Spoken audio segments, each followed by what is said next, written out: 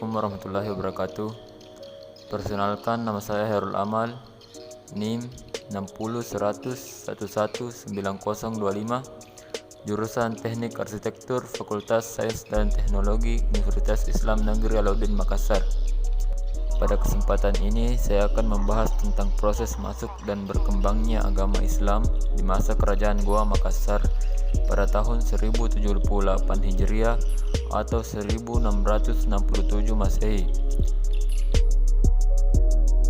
Kerajaan Gorontalo. Menurut catatan sejarah, Kerajaan Gorontalo menjadi kerajaan pertama di Pulau Sulawesi yang menerima ajaran Islam.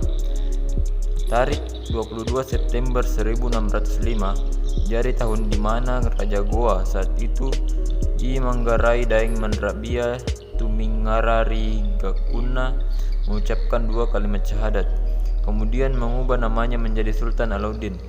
Ulama-ulama yang melakukan islamisasi adalah Datuk Ribadang, Datuk Patimang, dan Datuk Ritiro. Setelah mengislamkan Kerajaan Makassar atau Gorontalo, barulah Kerajaan Makassar maklulah kerajaan-kerajaan lain, khususnya di Sulawesi Selatan, untuk ikut diislamkan. Kerajaan yang diislamkan tersebut dikeluarkan Kerajaan Bone, Luwu, Sopeng, Wajo, dan lain sebagainya.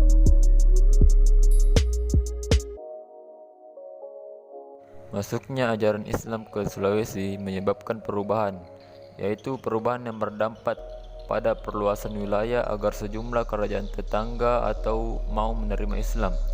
Kendati demikian, mereka masih melakukan hubungan dengan kerajaan Portugis sebagai kekuatan dagang dan maritim Eropa waktu itu. Kebijakan ini dilanjutkan oleh sang anak, yakni Sultan Muhammad Said. Sayangnya, masuknya Serikat Dagang VOC membawa serta taklid monopoli pada masa pemerintahan Sultan Hasanuddin, berimbas pada Perang Makassar. Namun jika dirunut lebih jauh, pemukiman Muslim yang ditinggali oleh para saudagar dari Tanah Campa, Patani hingga Minangkabau sudah berdiri di wilayah Goa sejak masa pemerintahan Raja ke-10, yakni I Mariwagau Daeng Bonto Karaeng Layikiung Tanipalangga Ulawong.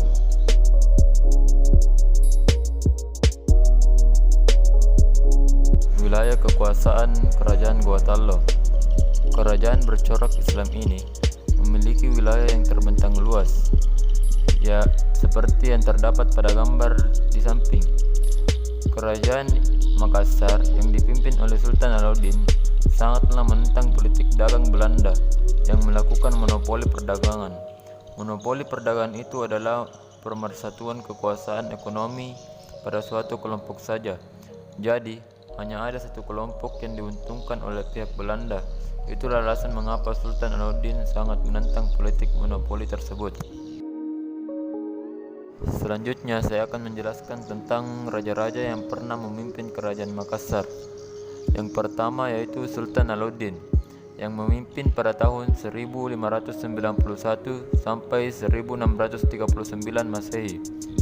Sultan Alauddin sebelumnya bernama asli Karaeng Matoa Tumanenga Ri Agamanna dan merupakan Raja Makassar pertama yang memeluk agama Islam.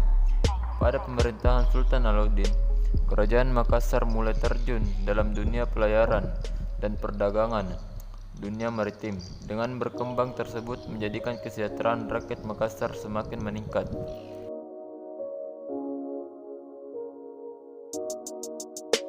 Yang kedua yaitu Sultan Muhammad Said yang memimpin pada tahun 1639 sampai 1653 Masehi. Pada pemerintahan Sultan Muhammad Said, perkembangan Makassar maju pesat sebagai bandar transit. Bahkan Sultan Muhammad Said juga pernah mengirimkan pasukan ke Maluku untuk membantu rakyat Maluku berperang melawan Belanda.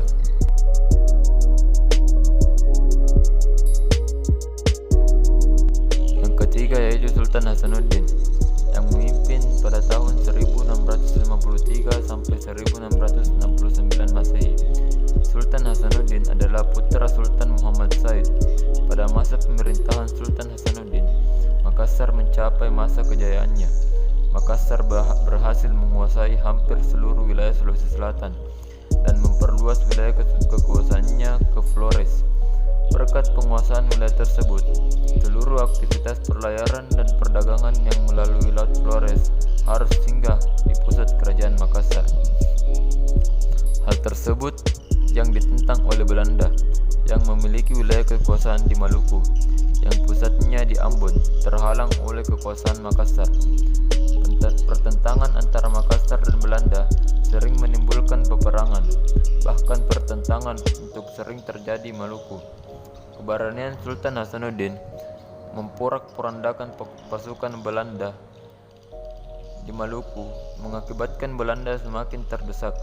Oleh karena keberanian Sultan Hasanuddin tersebut, kemudian Belanda memberikan julukan kepada Sultan Hasanuddin, yaitu Ayam Jantan dari Timur. Untuk menguasai Makassar, Belanda melakukan politik device at empire yang kemudian menjalin hubungan dengan kerajaan Bone yang diperintah oleh Raja Arupalaka yang waktu itu sedang melakukan pemberontakan terhadap Makassar. Pasukan Belanda yang dibantu Arupalaka berhasil mendesak masuk Makassar dan dapat menguasai kota dan kerajaan.